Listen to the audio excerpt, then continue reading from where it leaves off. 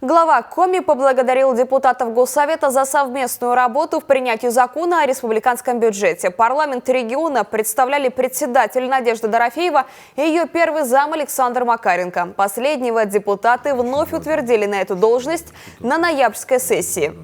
Александр Петрович, Надежда Борисовна, я еще раз хочу вас поблагодарить и уверен, что в ключе, в котором сегодня работает Государственный совет, будет работать и дальше до нового состава, до избрания в сентябре следующего состава. Сергей Анатольевич, я тоже хочу добавить, социально ориентированный характер бюджет носит.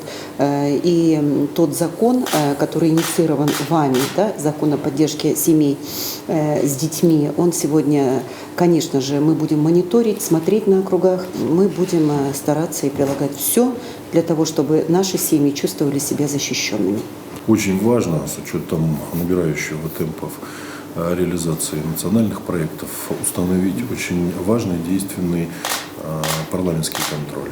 Мы говорили, что нужно выработать определенный механизм, сделать соответствующие рабочие органы, которые, по большому счету, сегодня будут являться не только контролирующими, но и впрямую участвующими в работе наших проектных офисов, вовремя предупреждать те или иные опасения, риски, но и очень оперативно вносить предложения и соответствующим образом реагировать на складывающуюся ситуацию. Вот здесь мы точно должны быть вместе. Ваше предложение депутатов доведено, соответственно, мы уже начали обсуждение.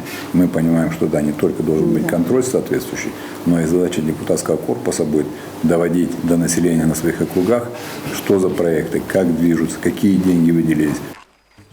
Напомним, закон о республиканском бюджете принят 28 ноября. Главный финансовый документ предусматривает в следующем году значительное увеличение расходов на повышение качества жизни населения. В приоритете социальная сфера, национальные проекты и дороги.